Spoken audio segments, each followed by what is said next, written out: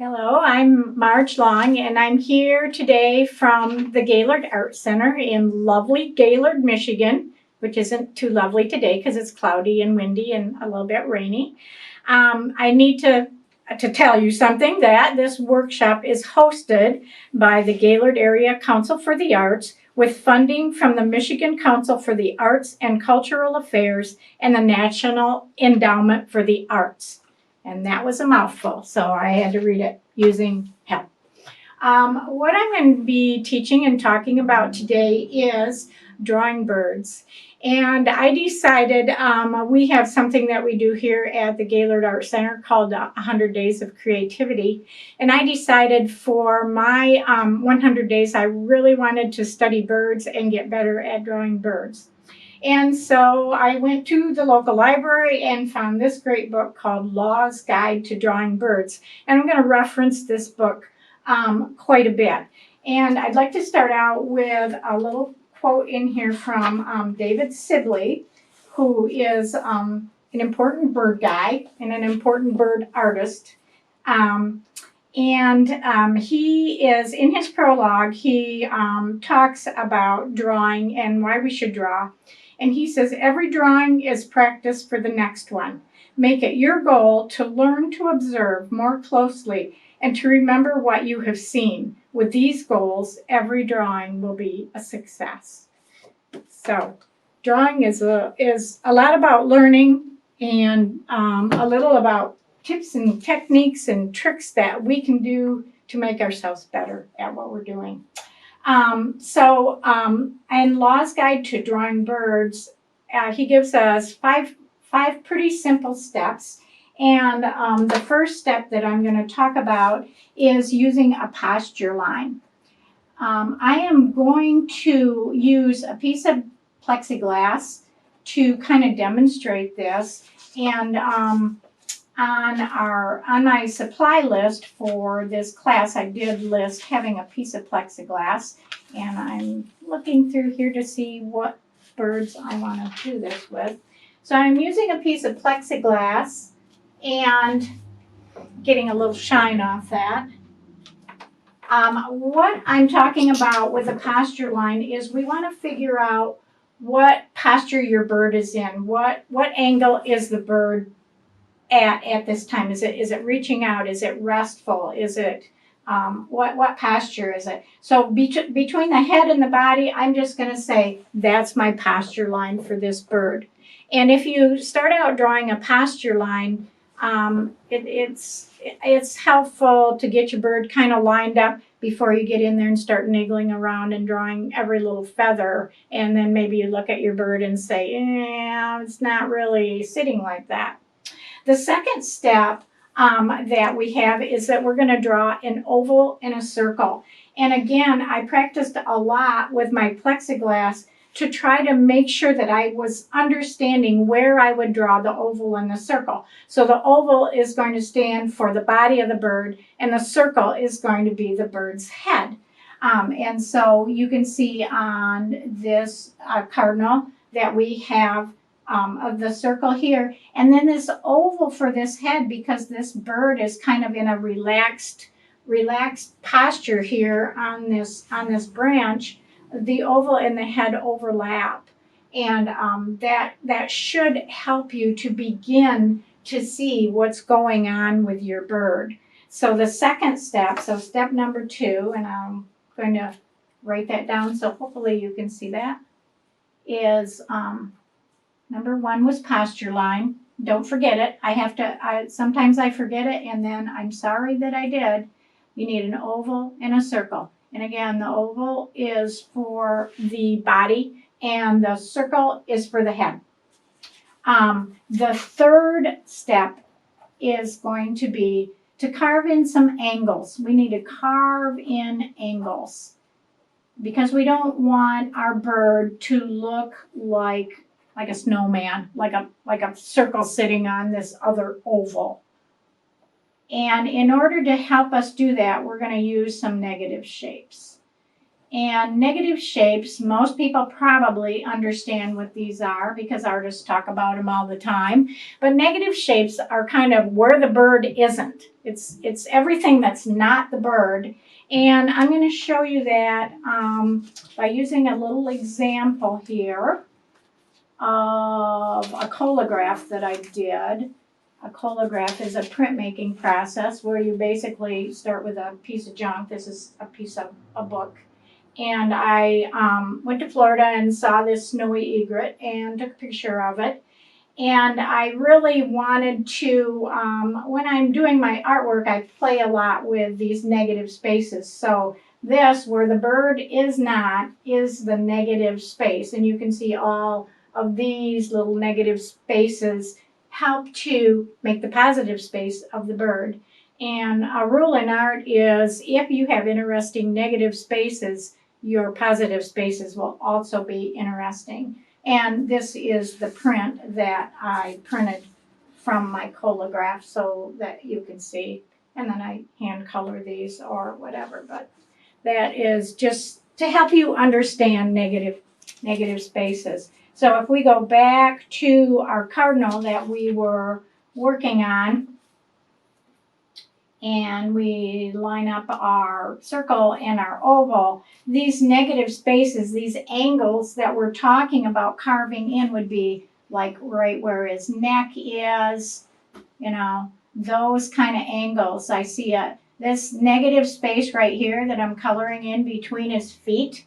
When you're an artist, you know, those negative spaces really help us to see. Birds' feet are tricky, right? But if we can see these negative spaces, then we can begin to draw the shape of that bird. The cardinal has a crest, so we'll have that. And, you know, so we begin to get our bird shape going here by the use of those angles and those negative shapes. All nice and easy when you got the piece of plexiglass over your reference. A little harder when you're trying to draw. Let's see, our next step that I want to talk about.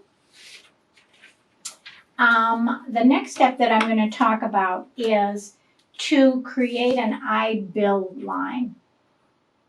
And with little Tweety birds, with little songbirds, this tends to work really well, that the eye rests on the bill line.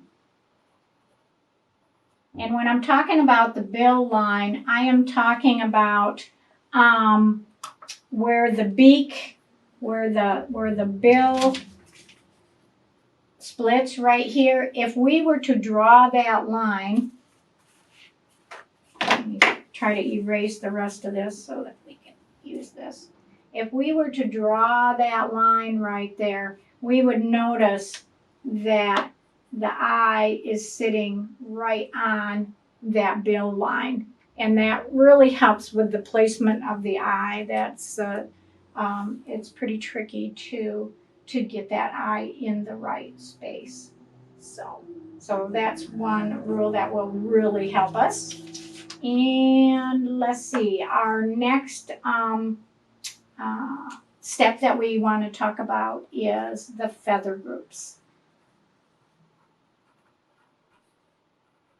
And I am going to get into some bird anatomy.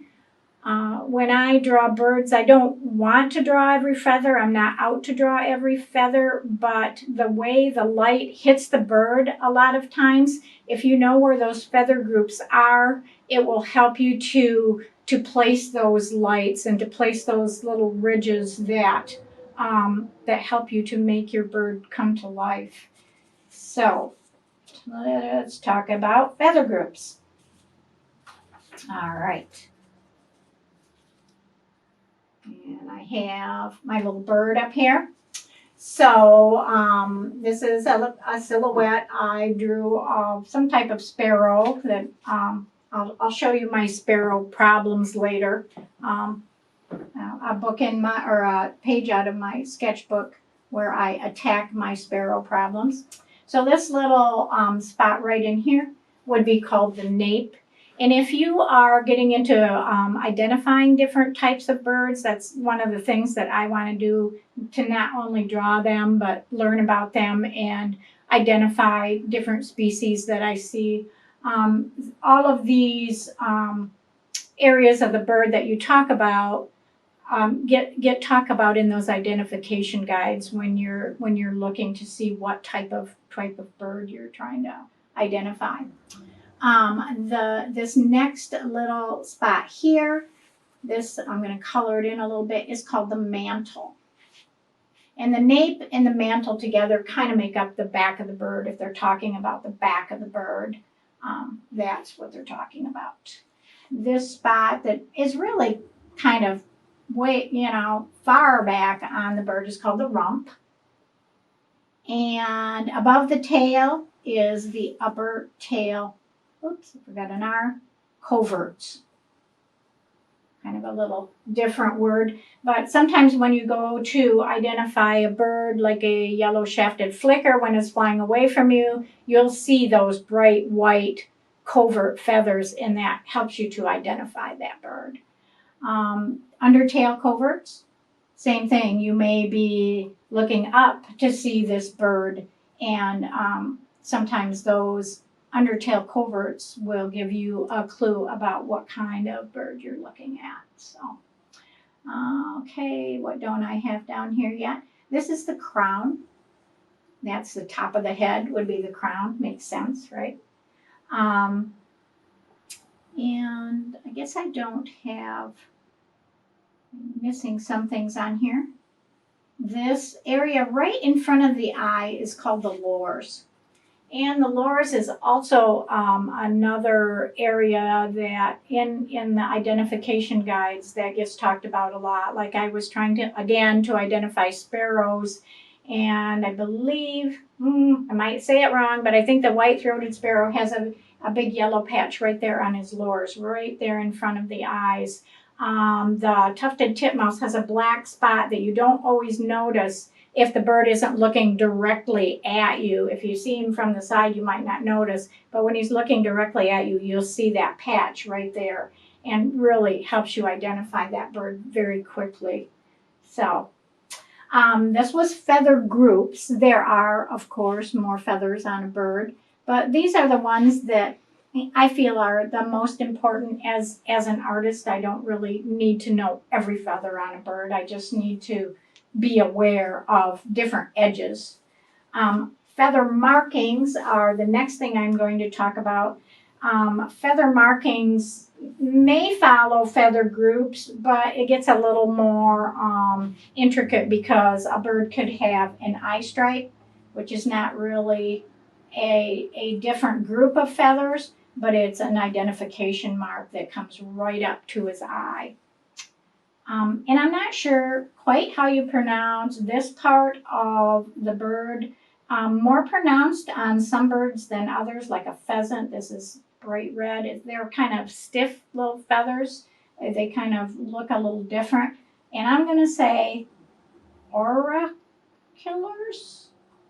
I'm not really positive how we need to talk to a bird person to get us straight on that. Down here on the bird's throat, they can have lateral throat stripes.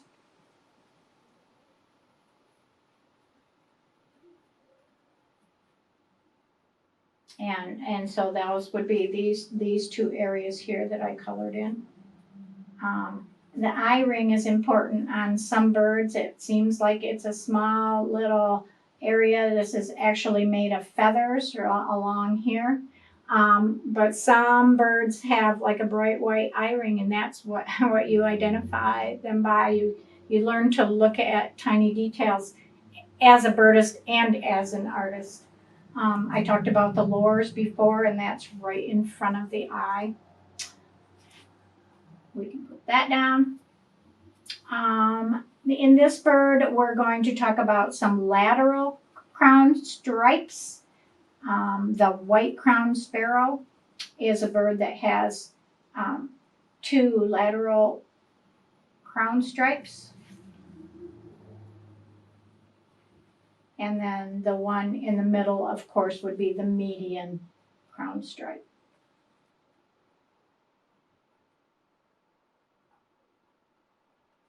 And even though it may sound like I've done a lot of research, but you know, some of this stuff is pretty new to me too. So it doesn't mean I always identify birds correctly. I'm just trying to learn all this stuff.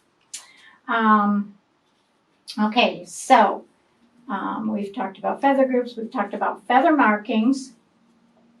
See the next thing that I have up here. I just wanted to talk a little bit more about bird anatomy because we know that this drawing here from my sketchbook was of a pileated woodpecker, and we know that they have some nice long vertebrae in their neck, and their neck can do all kinds of crazy business.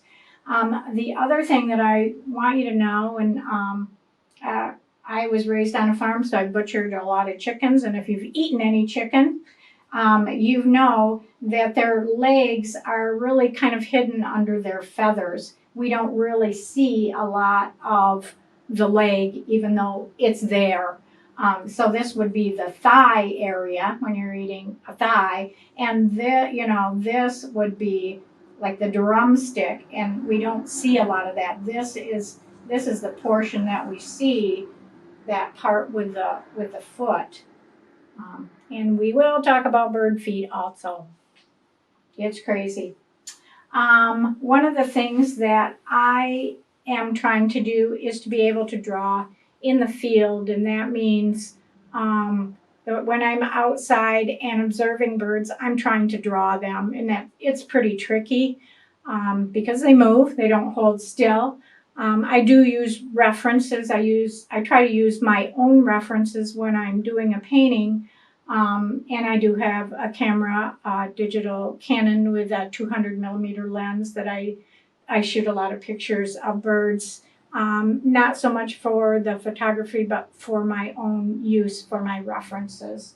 But if I'm practicing and trying to learn more things about birds, I will use magazine references and stuff to learn how to draw their feet and how to figure out those feather groups. So that's how I use my references.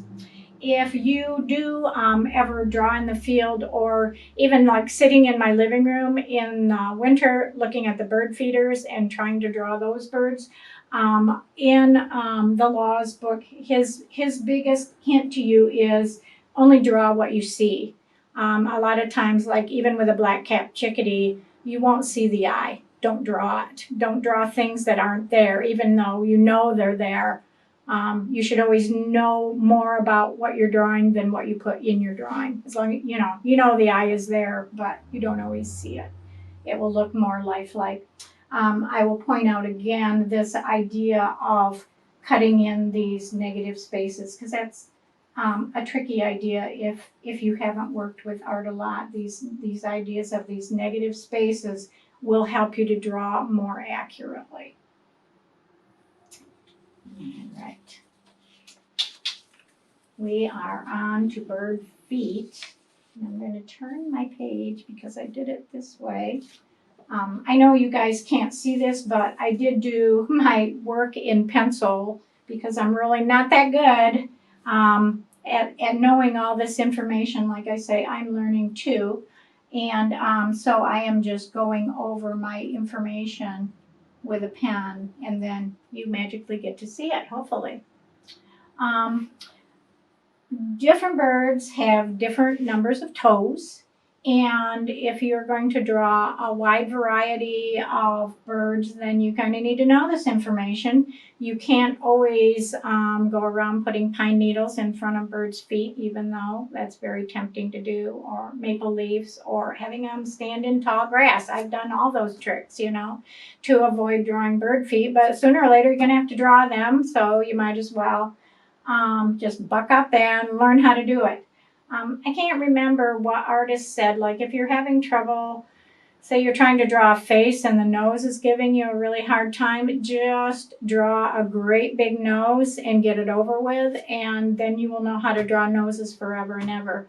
So you know, part of art is you just have to buckle down and do it. Mark Twain said, the reason many people miss opportunities are that they are sometimes dressed in overalls and look like work. And they are work, and art can be work too, but it's a joy if that's what you love. All right. So herons, bitterns, vultures, eagles, hawks, and songbirds have 3 toes sticking out the front and 1 toe sticking out the back. So that's herons, bitterns, vultures. And this is, you know, you could always look up this information. Thank God for Google. Younger folks, you don't know how we looked through encyclopedias for this information. You had to have all these books to know this information. So here's our back foot.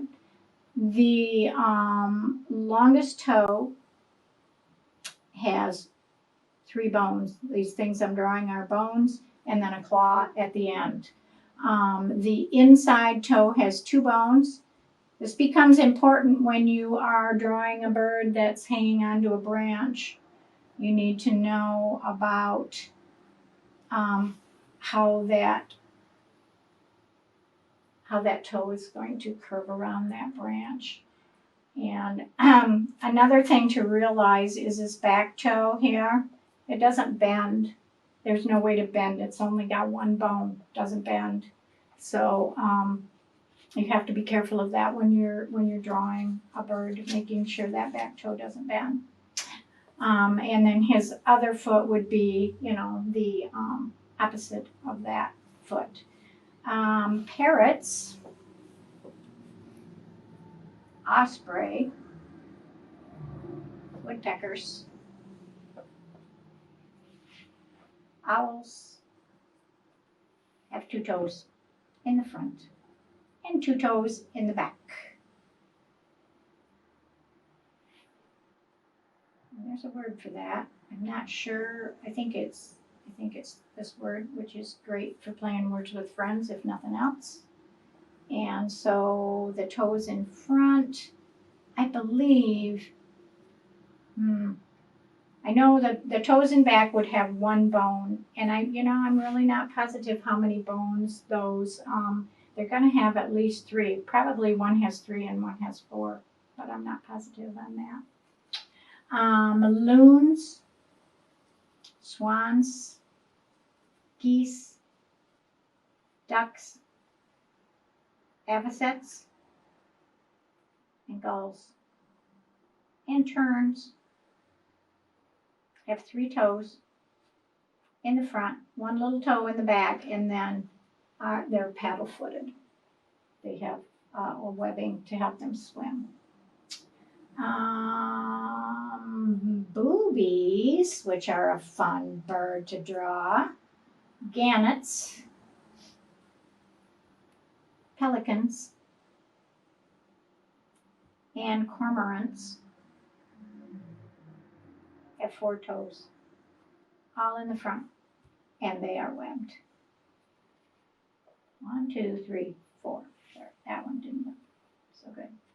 And then pheasants, turkeys, grouse, cranes have 3 toes in the front and no back toes. 3 toes in the front.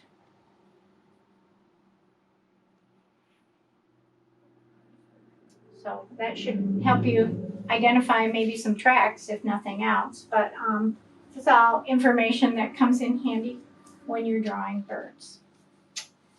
Okay. I have a page here about turning the head.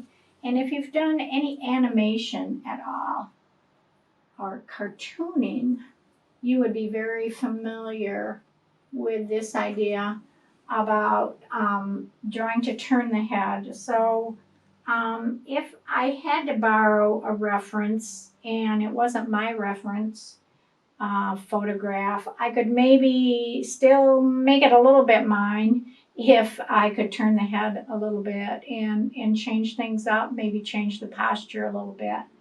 And so the way that you could do that is to think about that round head and maybe like 2 rubber bands coming around, and the beak is here. This is the front going to the back. So this would be a 3/4 view. A view from the side, of course, is, you know, pretty straight on. No problem there.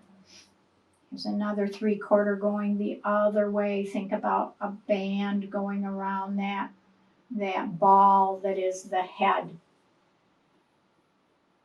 You know, those are trickier to draw than they are to imagine, I think. There's another one. This view can actually kind of change the shape of the bird's head. You kind of get this little fluffy looking bump here when you're in this kind of a view. And then if you're looking at a songbird straight on, they really have an odd shape. This is a tough one for artists to pull off. Well, easier with photographers. We always believe what they say, but it's a little harder when you're doing drawing or painting. You have to make things believable. But it's really ends up being kind of the shape of a shuttlecock for Bedman, the name. So there we go, turning the head. All right, next I'm going to talk about balance. And when we have a bird on a branch, as they will be lots of times, we need to think about the fact that they're probably, even though their claws wrap around the branch, they're not hanging on with a death grip. They are as comfortable on a branch as we are standing on the ground. So we need to relax their toes a little bit for one thing, unless it's a big storm going on, or you know, or they're reaching for something. Their toes are not doing the death grip, not like we would be if we were up in a tree. And so to think about where the balance would be, it helps to draw that posture line, that first step that we talked about.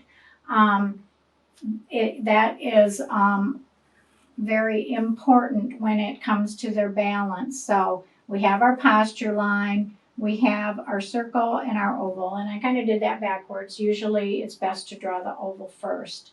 I'll talk about that in a little bit, about when it's not. And then we cut in those angles. Maybe our bird has a crest. Now we're doing all of this kind of thing. We're thinking about the eye bill situation. We're drawing that bird.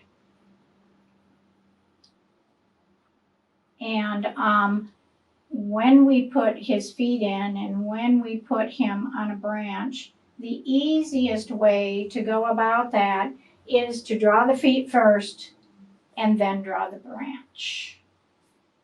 Because branches can look like anything, but bird feet look like bird feet. So I'll even put a little shading on here to kind of help you with that idea. And if you do see their back toe, it's kind of a little indication back there. But add the branch last. The balance of the bird is his feet are going to be right where the heaviest part of his body is. When you look at the bird, you're thinking, well, that tail is there. It might not be visually balanced, but when you think of the weight of the bird, a tail doesn't weigh anything. It's just feathers back there. And so when you're deciding where those feet should be placed, you need to think about where is the heaviest part of the bird, and that balance point should be right under there. Here is another posture line. And here's my oval. I believe this was a blue jay that I was drawing from some references. And again, we cut in those angles. We're looking for those negative spaces. This one is an important one right here. drawing the things that aren't the bird. His feet, again, we have the bill line. This guy's looking a little goofy. Crest if you got a blue jay. And this guy is he's a little crouched down a little bit, and his feet are going to be under that area where the heaviest part of the bird is. Those big muscles in that breast that's going to be the heaviest part of the bird. And then again, the branch is the last thing you draw, because a branch can do whatever. So, hoping that makes sense. And these are fast sketches. Okay, I'm gonna write this body weight over feet. And draw the branch last. That's an important one. Nobody's going to look at that branch and say, that's a 1/4 inch off. A branch is a branch. We can change those. But our bird feet have to be, believable. Here's my last bird. I'm going to do my posture line, my oval for my body, my head circle. He's a little bit stretched out. These guys all were a little stretched out, not like the cardinal we did at first, where he was very relaxed and that circle kind of dropped down and was right in the oval. Those important angles that make the bird look like a bird. The bill line, so that you know where the eye placement goes. That will change on different types of birds. And I was a little off on that. It needs to be a little forward. If you think about, if you're going to get into drawing, whatever you're into drawing, but birds especially, I think, if you think about the first bird you ever draw, probably not the greatest. Your 100th bird, maybe it's starting to look like a bird. Think about your 1000th bird or your 10,000th bird. It's just like anything else. It's practice, and it's putting the time in to figure it out. So, and again, I'm drawing the branch last, and he's got, a space, a nice negative space between his feet. And so this area of balance, I'd say, is about right here. If you line that up, that's right where those heavy breast muscles would be the heaviest part of the bird. So hopefully that will help with balance and help you be a little more successful. The next thing I'm going to talk about is if you see a bird that's flying overhead, a bird in flight, and in the laws book, he gives us a model that will help us to draw a bird in flight. Let me see if I do have a few pictures here that maybe we will get out our plexiglass again and try to figure this out a little bit of understanding. One part of the bird anatomy that I didn't talk about was the wings, and there are lots of feathers in the wings, and all the feather groups have different names, but the two areas that I think are the most important to artists are the primaries. These big fat feathers, the ones that are really spread out, those are the primaries. They kind of look like fingers, especially on an eagle or a hawk. They kind of get spread out. And then these are the secondaries. So if we were to draw a posture line, would probably look something like that.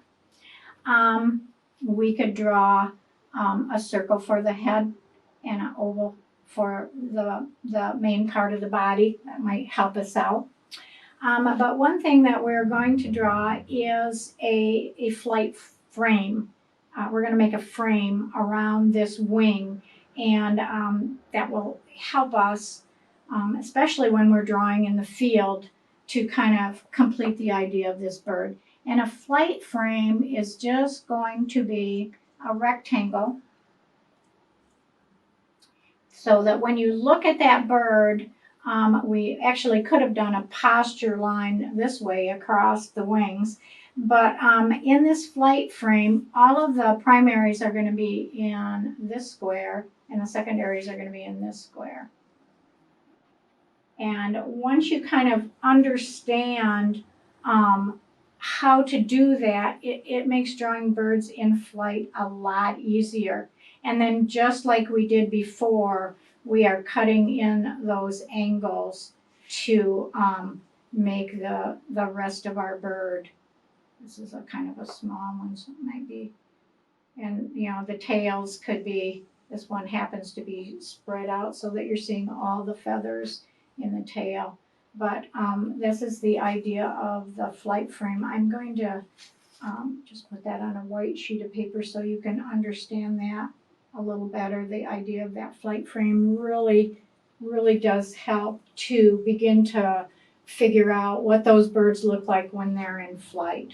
And I'll talk about that a little more as I'm drawing them. Get my pen out here.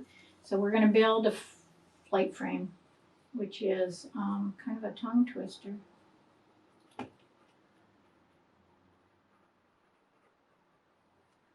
And so if I were looking up, or maybe I'm on a cliff looking down and I see a bird and there is the posture of the bird, I could also kind of make an indication of where his tail would be. And then I could begin to figure out my flight frame is going to look something like that to begin with. I'm going to draw it again with a little more information. So I'm looking up at my bird, I'm making these decisions, and his tail is looking like this, and I begin to see these angles where his head comes. And again, this is the primaries are in those outer boxes, and the secondaries. And then as we go along, still using our flight frame, we can kind of round off that tail. I'm going to still put my flight frame in there because I'm still using it. And we can begin to kind of cut in negative shapes and really figure out those primaries that look kind of like fingers, secondaries. Sometimes those are really spread out, and the flight frame will really help you with getting those. And I think it also helps me to try to begin to identify. I'm certainly not there yet, and someday it's my hope to be able to go count the hawks and up at Whitefish Point when they are migrating. And you need to be able to recognize the different types of flying birds in order to do that. If you have a bird whose wings are both up or both down, then you kind of change your flight frame a little bit. So a lot of times I will just do a quick look, and I'm looking down at my sketchbook and make that quick V. Still think about our flight frame, what that would look like, and then you're able to get those primaries in there, and then cut in the body of your bird. So the flight frame is really helpful on that one too. On this bird, I'm gonna go without. Here's my posture line, though. I hardly ever go without a posture line. But what I wanted to show you is that sometimes when the wings are both down, you can actually see a curve on those primary feathers. They flip up a little bit. You're gonna see a curve down there. And it's kind of surprising. You can see that curve from quite a ways away if you know what you're looking for. And this is a very sketchy bird here. But I did want to point out you might need to know that at some point, that feather curl. Here is another, if I were to look up at a bird and just even get those two lines, I can begin to think about where those other feathers are. And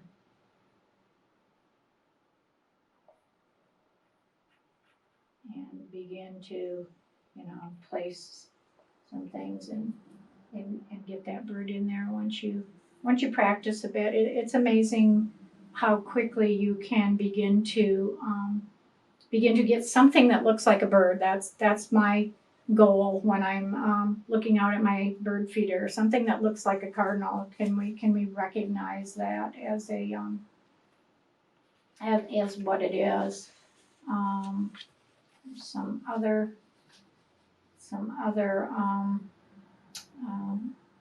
shapes of feathers that we can look at. This works well just with my fingers to dry erase that. That works pretty well. But if you go to the beach, Florida is a great place to draw birds. Here's a flight frame. And that break, it just kind of helps you to get that break. You would know where that break is just from using that flight frame.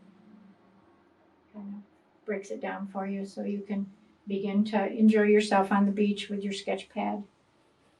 So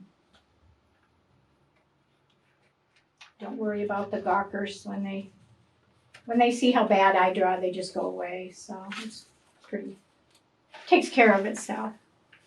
I was looking through my references and I just couldn't help but take a look at these Gentoo penguins that are actually jumping out of the water. They're swimming and then they jump out of the water.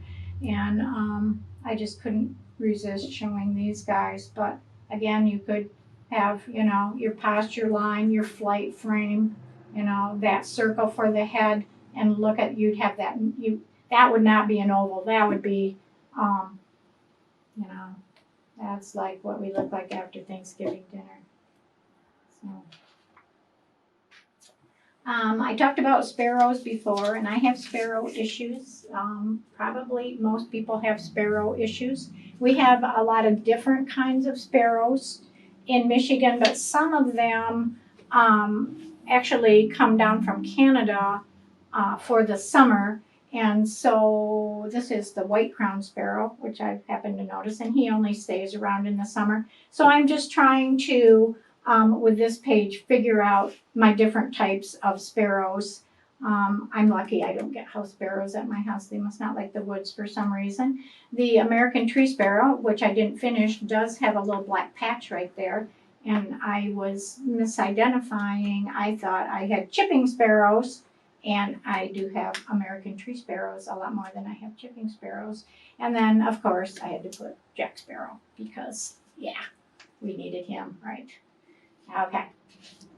So, all the talk that I have done so far was mostly about songbirds, and there might have been a few hawks when we were talking about flight, but now I'm going to talk about waterfowl because there's some extra little different things to know about them.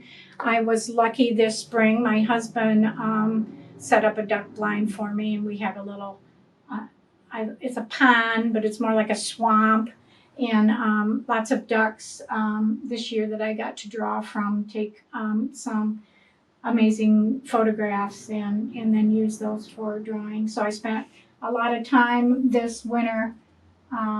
Well, it was actually our supposed spring, our April with the snow, and I was in my duck blind quite a bit, just sketching and taking pictures. So, waterfowl. Some rules about waterfowl. The proportion of the head and the length of the neck will vary among species. So what it's telling you here is proportions vary. How about that? I'll just have that. Proportions vary. In other words, you need to look at the type of waterfowl that you're doing. The smaller the bird, the bigger the head looks on it, like a teal. The proportion of the head to the body is going to be bigger than on a mallard or a wood duck or even a bufflehead, I believe. And when we are drawing those birds, and we need a posture line, and we need a circle, and we need an oval. And again, you're gonna probably want to practice those kind of ideas with some reference and your plexiglass in order to understand where things are on this waterfowl. But when they're in the water, and that's where they're going to be most of the time that you see them, the water line is going to cut right across that body, just almost like halfway across. If you draw more of the body out, it's going to look awkward, or else he's standing on the bottom and more of his body is out of the water. But if he's swimming, that water line is going to cut him in half, pretty much. We need to cut angles in at the forehead. So you would be looking at your negative space, trying to judge that angle. The bill, you just have to practice those. One thing that I think about a lot with ducks, they kind of have like this puffy cheek here. And so a lot of times when I'm sketching, I'll draw that in because I know that the eye is going to sit on top of that little puffy cheek area. And I have another drawing here that will show that a little better. So here's my drawing of a duck. This guy kind of has a big bill. Not quite a shoveler. I don't know what he is. A lot of times too, you'll have a little duck smile here. That way the top beak and the bottom come together kind of creates a little duck smile. And then if I put that cheek in, I have a better chance of getting the eye in the right spot. Looking at a duck head on. Normally when you see a bird, they're not really trying to give you their best profile. This is how they see best, and they see you before you see them, pretty much all the time. And that's why you're seeing a profile of a bird all the time, unless they're relaxed or moving about in some other way. They're looking at you to decide if you are a threat, and they see best by looking out their eye, to the side. So from the side, ducks look a little strange. Their eyes kind of protrude a little bit, and their cheeks have this look. They protrude. They have little puffy cheeks, which are kind of fun to draw.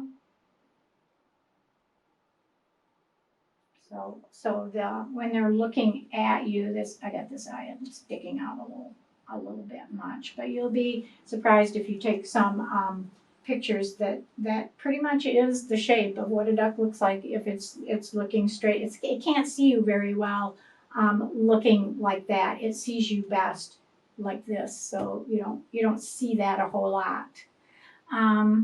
Another thing you might want to realize about ducks, let me get this one drawn in here. And again, to draw this, I would have done all of my posture drawings, all that kind of thing. But I want to just show you that. Sometimes you see these group of feathers here called the speculum. On a female mallard, you'll see that. On male too. It'll be blue. But this is called a speculum, so that can help you with identification, and you need to know that for drawing also. So that's our waterfowl page. All right, wading birds, one of my favorites to draw. And if you go to Florida, those poor wading birds there do not have any choice but to be a lot closer to you than you will see them in Michigan. Because there's so many people there, and we're all at the ocean, and they're at the ocean, you're going to see a lot of wading birds. And I have some great chances to see them because my husband's a fisherman and they are trying to steal his bait constantly or steal the fish that he just caught. And so I'm going to talk a little bit about wading birds and show you a few tricks with wading birds. I know this is a lot of information, but I want you to be able to draw anything that you want to draw. With wading birds, we're going to have a little different order of drawing. So if you're taking notes, which I would highly suggest so that you can look back at them, you would draw the head first. This is according to the laws book, and I'm not going to doubt him because he does a good job. So I'll just draw the head here because I know you can't see what I have down here. So here's going to be my kind of circle for the head. And then you're going to draw the front of the neck. That is the second thing, because you've got that big crazy neck with all those vertebrae, and they do some crazy compressions with that neck.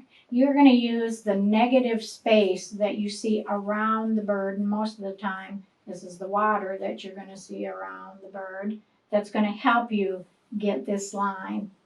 And then to create the back of the neck, this gets a little problematic because it's really easy to make the neck too skinny or too fat. And so the trick that he uses is to draw a series of dots.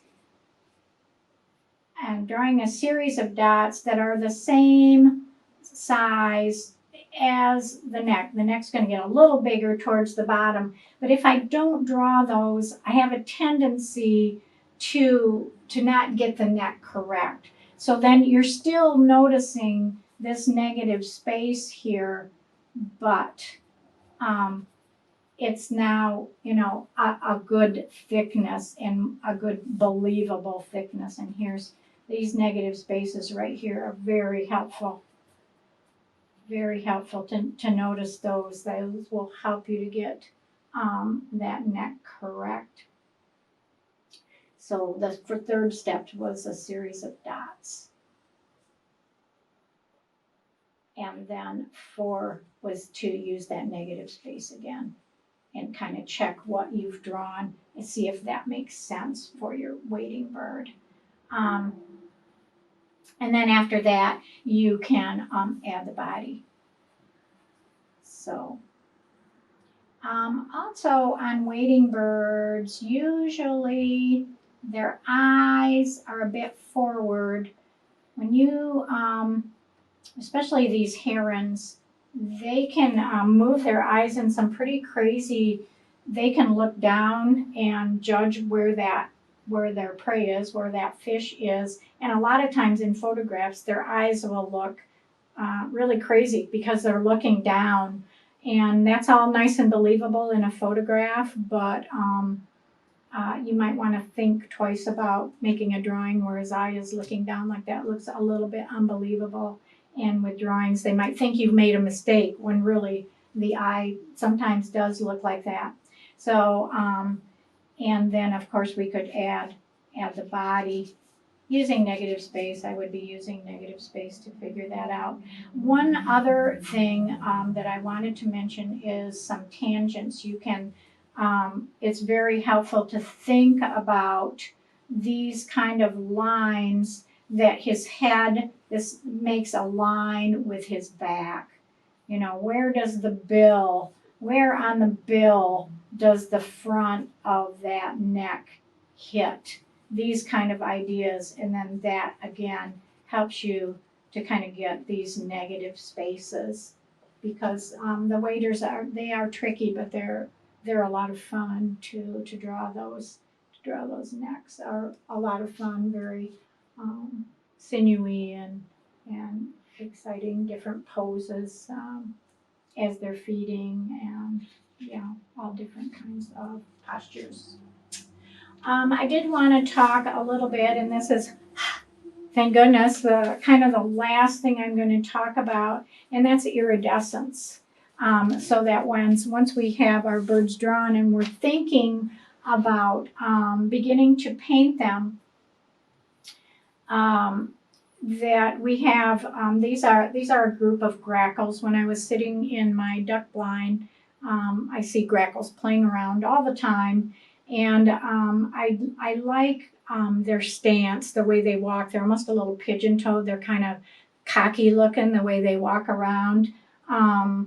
They tend to turn their tails when they fly, so a lot of times it looks like a triangle when they fly away. And they have this eerie looking yellow eye that you can't help but notice. But they do have an iridescence. They have a green or greenish blue kind of iridescence that you notice on their head, and their body's kind of copper colored, and you're gonna pick up some purples on there too. And so I have some tricks for you about this. And the type of bird that I decided to work with on this little demonstration for iridescence is going to be a wood duck, because I got to see a lot of wood ducks this spring. I had 6 male wood ducks hanging around my swamp, and I counted 3 females before. I'm hoping they nested on our property. There's quite a big flooding, and so they could probably find enough places to nest. We tend to leave a lot of dead wood, so they nest in dead trees. They are cavity nesters. I don't know how well you can see my beginning drawing for this, but this was taken from a photograph, and I tend to transfer my photographs then to my iPad, and I use a grid to help me get things lined up so that my drawings are more exact. If I'm going to be drawing from a photograph, I'm going to be using a grid. If I use a grid, I'm not making a mistake in the foreshortening or getting the eye in the wrong place. And it really, even though it takes time to draw the grid, it takes me more time to fix all my mistakes if I don't go ahead and do a grid. So this was my beginning drawing, and then I have my drawing sketched out. I know it might be a little hard for you guys to see, in pencil, and a kind of an indication of a reflection. And I'm going to try to show some iridescence in this wood duck. And I'm going to be using ink today to do most of the painting, but to show the iridescence, I'm going to use some crayon. So I have some crayons here. I found some twistable crayons, thinking this is kind of a small area to get into, and wood duck has a nice reddish orange eye. I'm hoping I can use that to get his eye in there. What's going to happen is that where I color with a crayon or an oil pastel, if I decide to get my oil pastels out, I also have some metallic oil pastels. I might use those, I might not. That the ink is not going to go where there's wax or oil. It's going to repel just like watercolor would. So if you wanted to do this in watercolor, you could use that also, but I'm going to use ink today. Okay, so I'm going to begin to apply some of my crayons to areas that I don't want the ink to make black.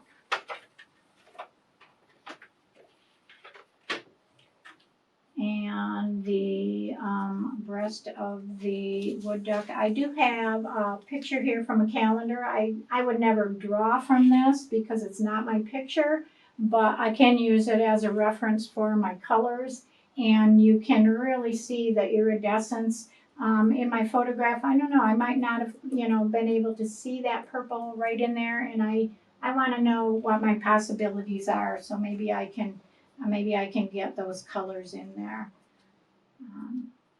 So I'm going to cover his chest with this orange, and it looks to me like that kind of goes right up to that white. I'm going to hope that when I put the ink on here,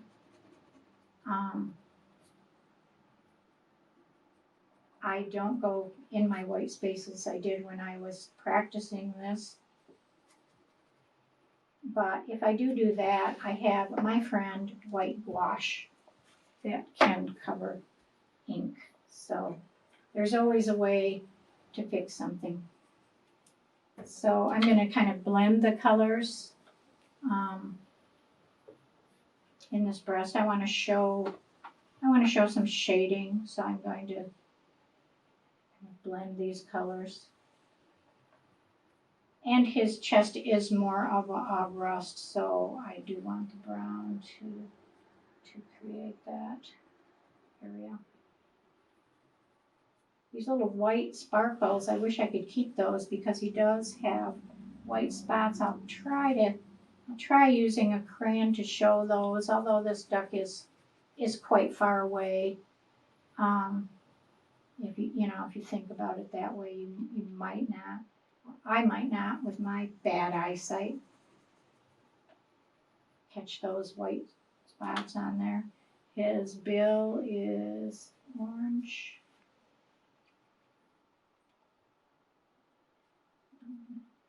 Get that on there. And then of course we have that eye that we're going to try to get that. We want to leave the center of that eye, his pupil, I want to leave that white so that my ink can make that nice dark color. He does have an eye ring that is a little more orange, where his eye is red. So maybe I can get a little more red in there. Ah, yeah, and there goes my pupil. I'll just have to add that later. There's always a way. This remains white, and I'm going to try to get into that iridescence by using, move this up a little bit. Maybe you guys are not being able to see. So I'm going to get kind of some blues going up here. So again, where I put this crayon will help repel the ink.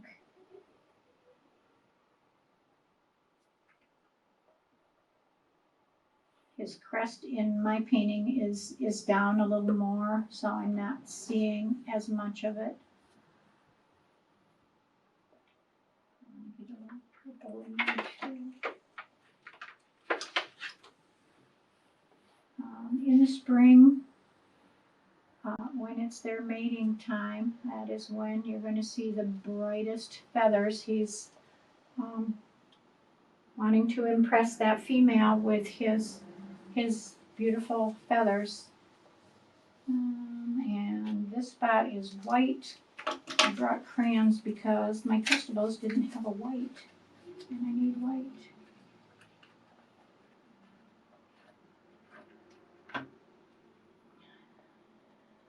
So white. I'm also going to bring that down into the reflection. I'm going to try to begin to figure out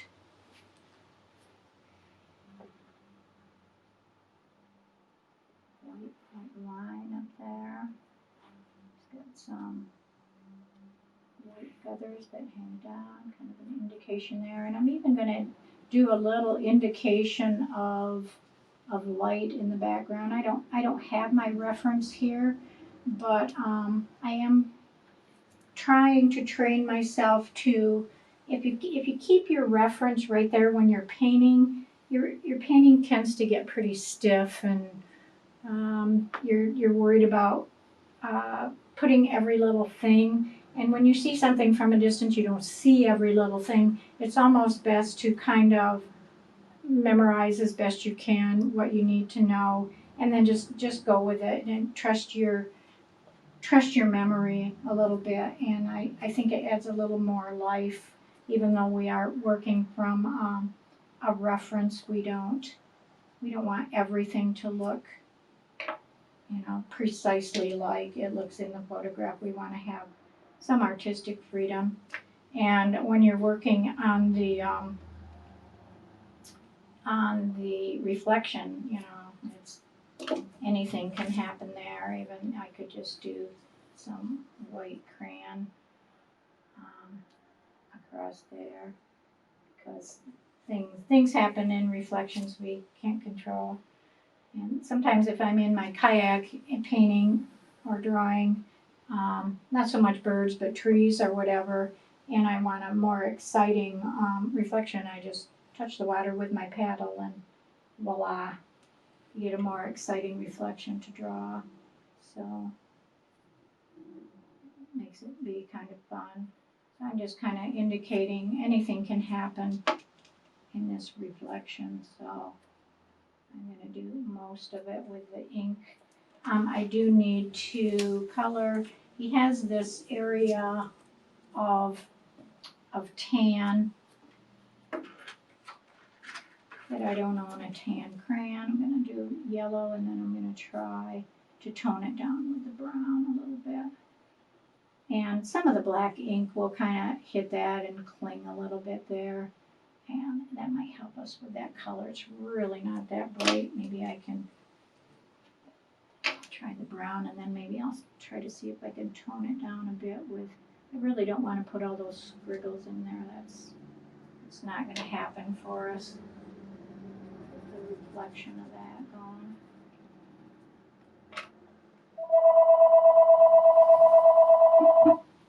We knew that was bound to happen. Call from Herbert Tim I. So some indication here of the kind of the shading that happens when you're looking at the reflection.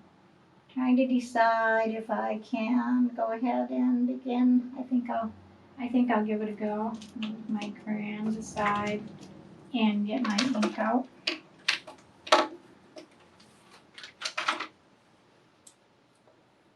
I'm using just some traditional Chinese ink. Oops, sorry, try to get it under here where it belongs. And I have an old ice cube tray because I enjoy recycling. I'm not going to need a whole lot of ink. This is kind of a small picture. I do like the way that this works, so that I don't get ink all over the place, because I will if I can. I have a little bit of water here. When I'm drawing with ink, I use the same brushes over and over. I usually have a piece of tape on them. This is not the greatest brush in the world. It's more like a craft brush. I have another brush, but you don't want to use your good watercolor brushes for ink because you never get them real clean. I mean, you can use them a lot for ink. You don't ruin them the first time, but they just never feel the same. I wouldn't use them for watercolor. I'm going to add just some water to tone down this ink a bit. And I'm going to make maybe a middle value. And I might change that as I go along. Okay, now hopefully I'm going to try to remember where my darks are, and this reference might help me remember a little bit. His back might have, I guess I could have put a little bit of indication of some color in there, but it's pretty dark back there. Yeah, maybe because you're so busy staring at that beautiful head and orange that you don't even notice that. I believe there's a white stripe and a black stripe, so I'm going to start with this black stripe here. And of course, it's always scary to get out the big guns that you can't redo. And I'm going to kind of use this. These feathers are quite dark here, so that come between those white ones, so I'm going to get a little darker there. And I'm just going to begin to fill in that back. I feel like the back is not quite so important, so I want to kind of warm up a bit by by doing a place that maybe isn't as important as the face area. There's a little white stripe. It's not as noticeable as that, so I'll try to scrub that ink over it a bit. But I do like the look of the light hitting the back there, which is just kind of a trick. And get a little more ink in there. There is a little brown patch here that normally shows up, but a lot of times in my blind it's towards evening or it's right after daylight, and so a lot of times the lighting is not always the greatest. It's dark. It's a lot of my photographs I'm just getting, yep, and I went the wrong way again, didn't I? Ha! And I did that when I did my practice one. And that's why we have some gouache to fix that up. That area needs to be white. I'll go ahead and do the black, and then that gives me the perfect opportunity to show you how to fix something with gouache. This part is black, and this part is white.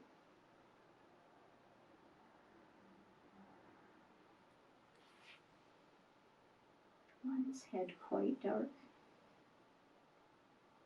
Is that? I'll help it to stand out. He's got a black sharp bill. Notice on this one, and I didn't notice it on my reference, you can begin to see that bottom bill and that little duck smile right there. This guy, I don't know, he doesn't really look like he was smiling. He looks like he really could suspect that maybe I was in that blind. The wood ducks are quite wary compared to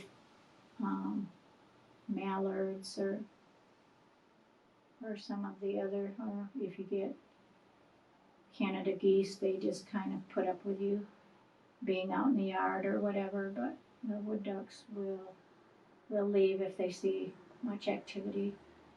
They are, so you can see how that crayon is doing its job. It's repelling that ink, and with those lighter colors I can go back over again. The ink dries a little bit lighter, just like watercolor does.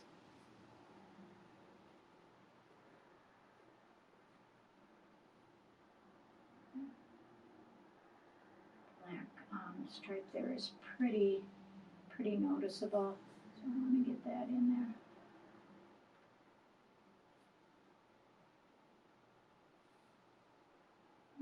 Okay, and now I get to just kind of play with my reflection, which is sometimes the whole point of the whole deal. The reflection can be what makes the whole piece sometimes.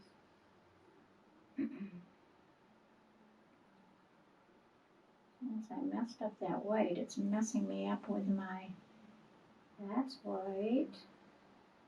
This is dark around his eye. Be brave enough to give him a little eye there. And in the reflection, you're kind of seeing the bottom of the bird. So it's not going to be exactly symmetrical. The paper that I am using right now is Canson Multimedia. It'll take some abuse, and if you're using the crayon resist, you can't really use a cold pressed paper. It's too rough. So you either need a hot press or a Bristol board or something that has a smooth surface. but yet will take some abuse from the water. So this multimedia works okay for something small like this, but if I were going to do this duck larger, I would probably have to do something, some Strathmore a hot press, 140 or something along that nature. Just get some indication in here of some water. Another option, when you look at these reflections in your photographs, they're just so crazy and so fun, and the water is doing just abstract, crazy stuff. I could come back in with some gouache, whatever color of course the water is going to be whatever color your sky is. So if it's sunrise, it might be yellow or orange, or if it's a bright blue day, it's going to be blue. But you could bring in some gouache and begin to make you could have a lot of fun with that water. I'm going to attempt to fix my boo-boo now. So this gouache, I noticed when I fixed my boo-boo yesterday, it was a little bit off-white. It's not going to exactly match the white of my paper, but it's white-ish. And I just squirted it out all over my hand because that's how I work. And you can see that it will go, and it would be better to let it dry. This ink is still a bit wet, but I can get in there. And if I did a couple coats, I could get it back pretty white. Also, I could use acrylics. I could use gouache, or I am using gouache. I could use gesso and really get the white of that paper back if I needed to do that. As it is, it almost looks like it's a little bit in shadow, which isn't the worst thing ever. I can kind of tint my whites a little bit and maybe make that a little more believable. So there you have it. I think that's all I have to say today. That was, I know, a lot of information, but there's just a lot of information when you're going to work with birds. There's a lot to learn, and it's a fun process. So I hope you give it a try.